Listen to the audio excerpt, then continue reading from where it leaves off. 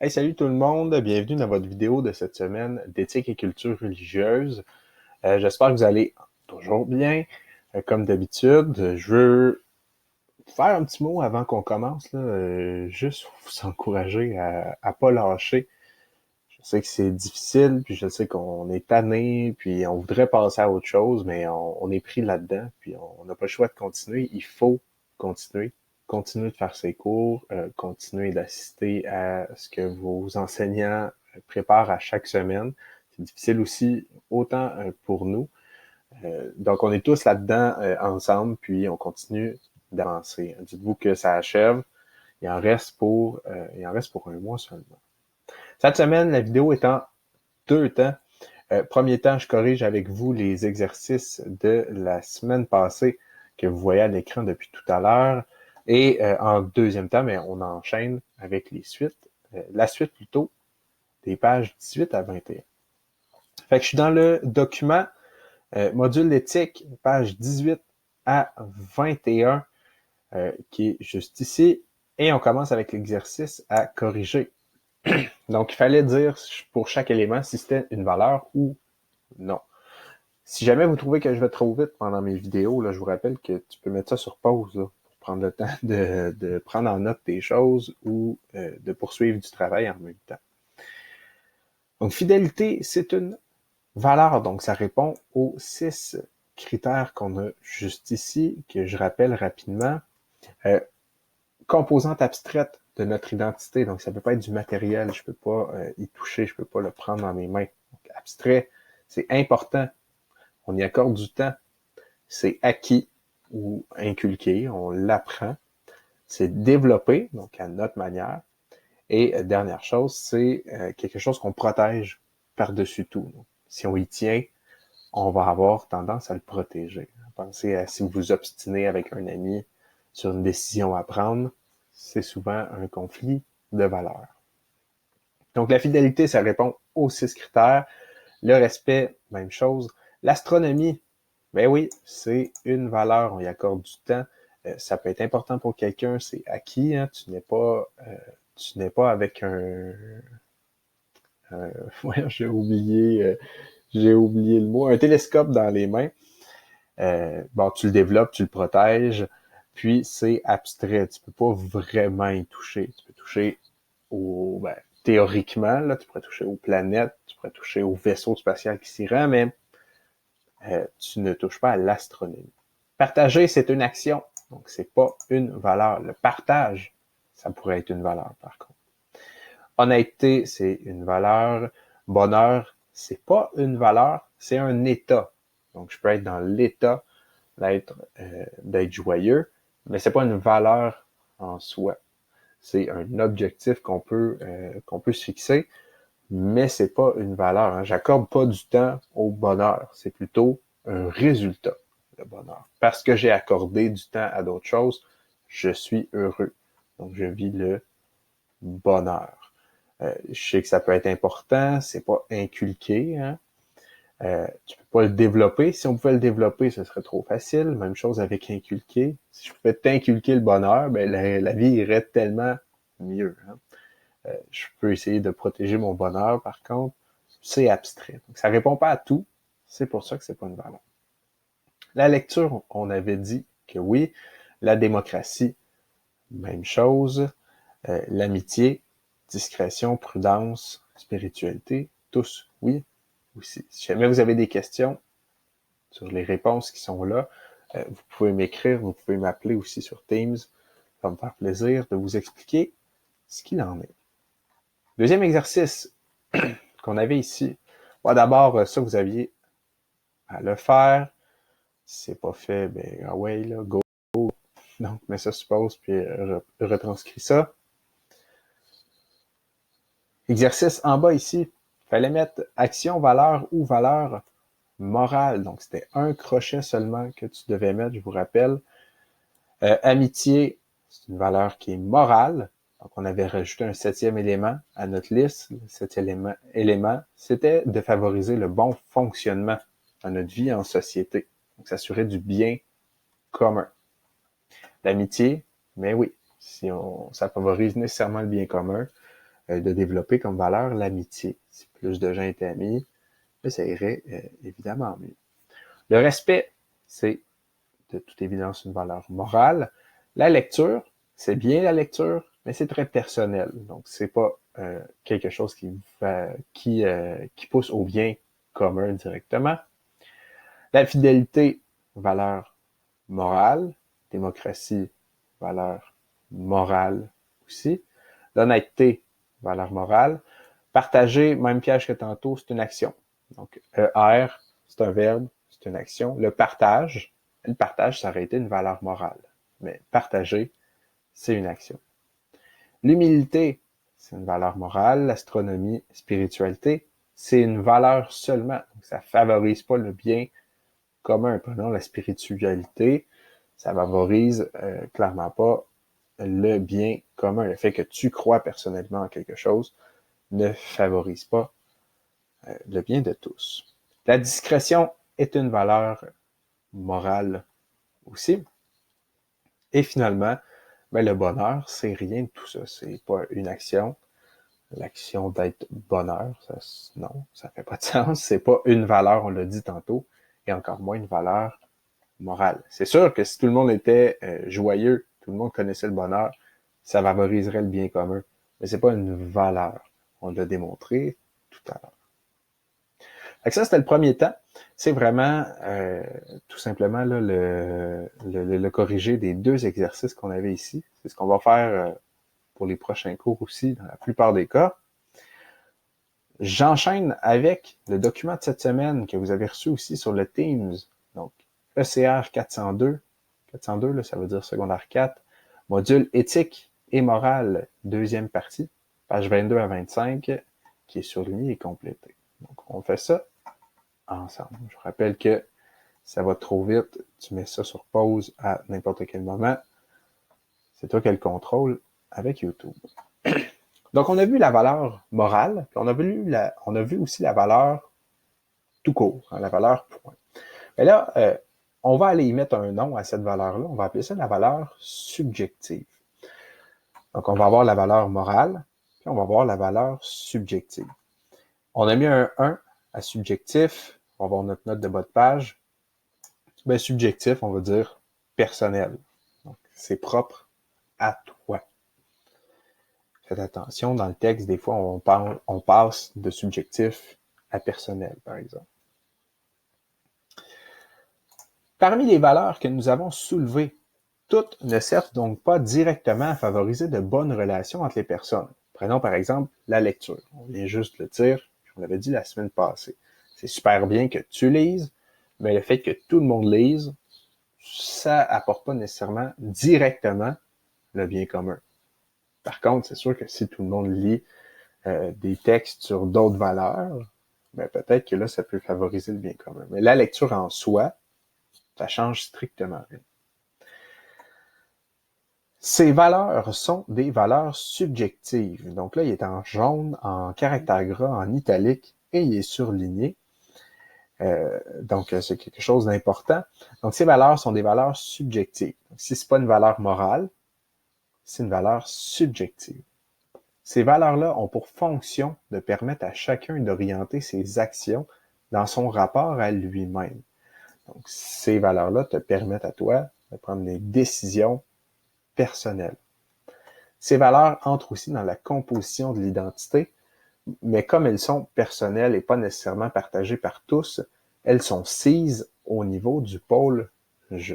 Bon, par sises, on veut dire qu'elles sont situées, elles sont prises au niveau du pôle « je ». On va expliquer ça ensemble en regardant le petit triangle qu'on a ici, que vous avez déjà vu.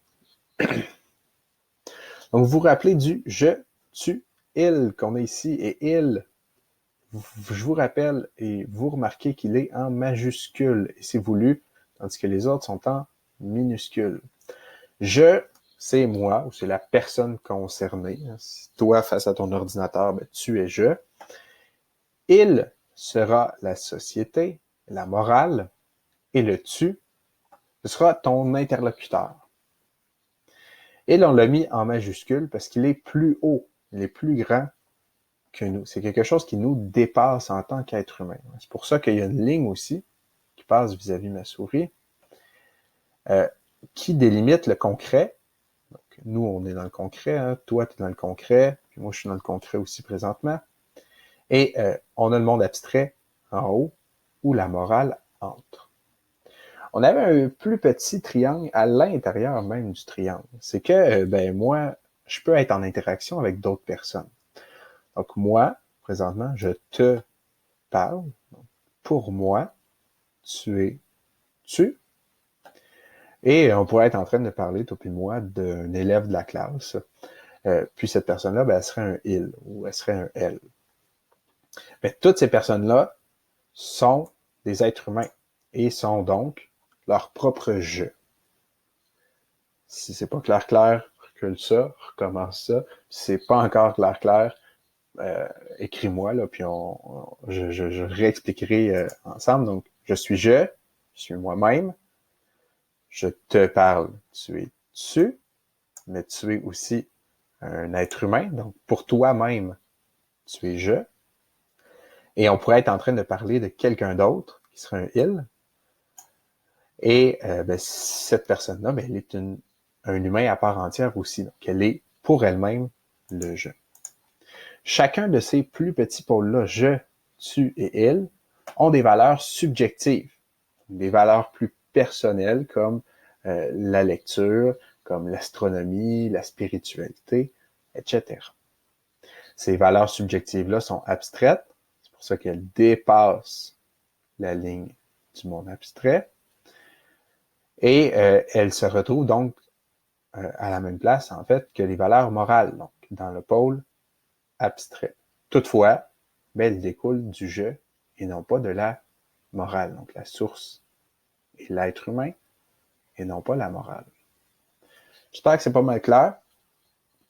Sinon, vous savez ce que vous avez à faire.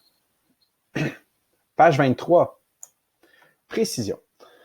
Les valeurs sont donc des composantes abstraites de notre identité. Elles sont des moyens, c'est important ce mot-là, elles sont des moyens dont nous disposons pour juger de la conduite à suivre dans les différentes situations de notre existence. Donc, c'est des façons, des moyens d'atteindre quelque chose. Or, un moyen vise évidemment une fin, c'est-à-dire un but, un idéal. Donc, un moyen, ça vise quelque chose habituellement. Je vais utiliser un moyen pour obtenir une fin, une finalité, un objectif, un but. Une finalité est nécessairement liée à une visée qui est personnelle, qui peut être identifiée, à la limite, à n'importe quoi. Donc, le bonheur, l'épanouissement personnel, être riche, avoir du pouvoir, etc. Donc, ça se peut que moi, la lecture, ce soit une de mes valeurs parce que ça m'épanouit personnellement, ça m'épanouit professionnellement. Alors, par exemple, si moi, à tous les soirs, j'ouvre un livre sur l'éthique et culture religieuse, puis je le lis à la maison pour moi-même, là, ce serait dans le but d'avoir un épanouissement personnel et professionnel. Donc, j'aurais un moyen, la lecture, d'atteindre une finalité qui serait l'épanouissement professionnel. Bien que les finalités puissent varier d'une personne à l'autre, elles n'en demeurent pas moins quelque chose d'abstrait. Donc, même si ça peut varier d'une personne à l'autre, on reste toujours dans l'abstrait. C'est pas plus compliqué que ça. Les valeurs ne peuvent donc pas être identifiées à des réalités matérielles.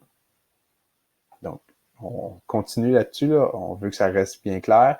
Même si on a une finalité, un but, on reste toujours dans la valeur qui est abstraite. Vous allez voir, je donne un exemple à la bas de la page, ça va être plus clair. Pourquoi une valeur, ça ne pourrait pas être une réalité matérielle? On a la réponse ici, qui est tout en jaune, hein, je vous rappelle, que j'ai pas mis tout en jaune parce que sinon ça donne très mal au cœur. Donc, pourquoi exclure les réalités matérielles? Principalement parce que celles-ci, n'étant pas abstraites, sont susceptibles d'être accumulées, d'engendrer le goût du gain, c'est-à-dire d'en avoir plus, et de la thésaurisation, c'est-à-dire tout simplement le fait d'accumuler et de ne pas vouloir partager.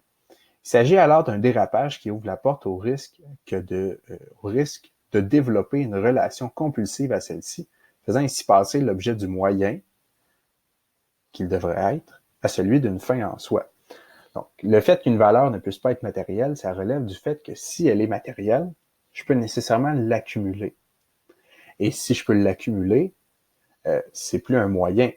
Donc, c'est pas quelque chose qui m'apporte plus loin, c'est la finalité en soi. Je donne un exemple avec l'argent, ça va être beaucoup plus clair. Selon une telle compréhension, l'argent, c'est-à-dire quelque chose que je peux manipuler, que je peux toucher, que je peux ramasser, accumuler, ne peut pas être mis au rang des valeurs. D'abord parce que l'argent, c'est une réalité qui est matérielle. Il n'est donc pas abstrait, même s'il existe des monnaies virtuelles, reste que je peux l'accumuler. Si je peux l'accumuler, on est dans le matériel. De plus, il est susceptible d'être accumulé, et ce, avec le risque de compulsion. Si je peux accumuler quelque chose, c'est-à-dire qu'on est rendu dans une réalité qui est matérielle, qui est vraie, qui est physique.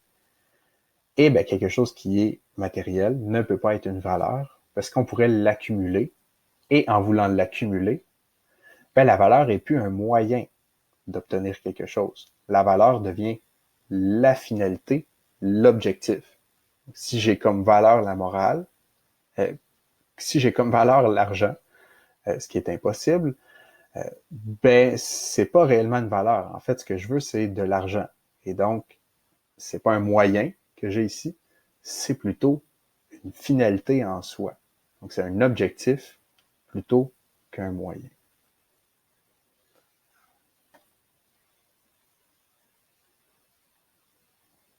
Page 24, on a une distinction supplémentaire. Une distinction additionnelle entre les valeurs subjectives et les valeurs morales réside dans le fait qu'elles n'ont pas la même portée. Donc, on a déjà vu un peu la différence entre les deux. On va en rajouter une autre pour que ce soit bien clair. Dans le cas des valeurs personnelles, donc les valeurs subjectives, la personne peut cesser l'exercice de celle-ci et pas devenir pour autant une personne nuisible. Fait que si moi je lis ou je fais de l'astronomie, puis j'arrête du jour au lendemain, ça me tente plus de faire de l'astronomie. Je vends mes objets, je vends mes livres, je vends mon télescope, mes télescopes. Ça change rien à personne. La valeur subjective, par contre, la valeur subjective plutôt n'a pas de contrepartie négative. Donc, une contrepartie, c'est une conséquence négative. Donc, si j'arrête l'astronomie, ça change rien. Donc, ça ne change rien à toi, ça ne change rien à mon voisin, ça ne change rien à ma blonde.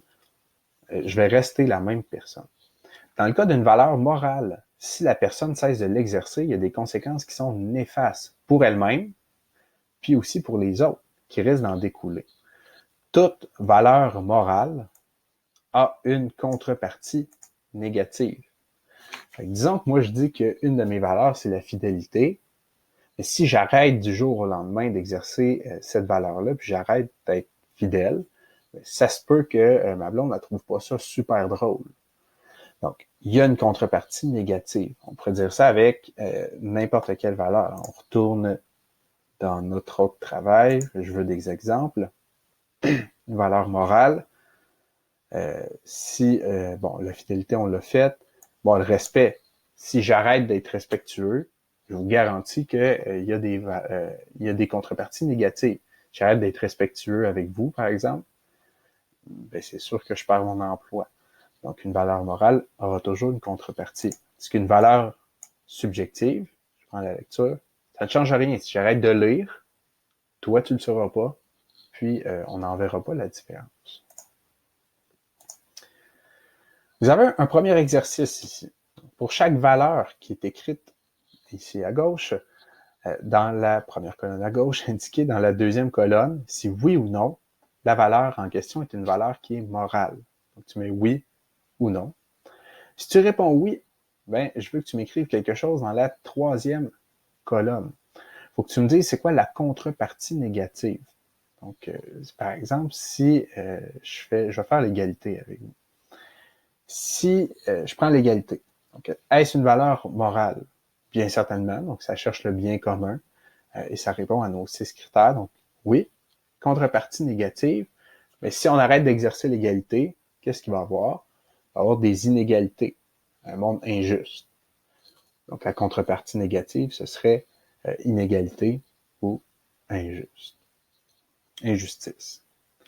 Si c'est pas une valeur morale, donc vous écrivez non, ben vous mettez tout simplement nil, là, qui veut dire nul, qui veut dire qu'il n'y a pas de contrepartie négative. Donc, je résume. Tu lis la valeur, tu me dis si c'est moral ou non. Donc, oui ou non. Puis tu me dis ici, c'est quoi la contrepartie négative. S'il n'y a pas de contrepartie, donc pas de conséquence, tu m'écris nil pour nul. Page 25, puis on termine avec ça, c'est un autre exercice. Maintenant que nous avons vu chaque composante du pôle il, faisons un exercice sur les principes moraux et les interdits moraux. Je vous rappelle, on a vu ça, ça fait longtemps, mais vous allez être capable de vous remettre dedans rapidement, là. Donc, on a fait le tour de ça ici. On a vu les principes moraux, on fait un petit bout, les interdits moraux, l'exercice est là-dessus, les règles morales, et là, on vient de finir les valeurs morales. Mais votre exercice, c'est de me dire si ce qu'on a ici, c'est un principe ou un interdit. Un principe, c'est une règle générale qu'on suit, et un interdit, c'est quelque chose qu'on ne peut pas faire moralement. On ne peut pas faire. Donc, quand vous allez lire les exemples, là, je pense que vous allez comprendre rapidement où je veux en venir. Tu me lis chaque énoncé, tu mets P ou I, et tu me dis c'est relié à quelle valeur. Tu peux mettre une, tu peux mettre deux, trois valeurs si t'es bien inspiré, ça me dérange pas. Mais j'en demande juste une. Donc, il faut toujours finir ce que l'on commence. Tu vas me dire, c'est un principe? Est-ce que c'est comme une règle générale? Ou est-ce que c'est un interdit? Quelque chose qu'on ne doit pas faire? Je pense que la réponse est facile. Tu mets P, tu mets I. Tu me dis c'est relié à quelle valeur? Faites attention. La réponse respect comme valeur ne sera pas et ne sera pas tolérée. Donc, je ne veux pas que vous l'utilisiez. Pourquoi? Parce que vous l'auriez mis partout. Donc, il faut toujours finir ce qu'on commence, mais c'est par respect. Il faut dénoncer l'injustice, mais c'est par respect de la justice. Donc, c'est trop facile avec le respect là, de répondre à tout. Fait que je veux pas que tu l'utilises, puis je veux que tu fasses ta propre recherche. Si tu n'as aucune idée là, de valeur dans ta tête, tu es face à un ordi là, où tu as ton sel dans les mains, va sur Internet, puis tape liste de valeurs. Puis tu vas en reconnaître quelques-unes là, que tu vas pouvoir utiliser. Je suis pas mal certain.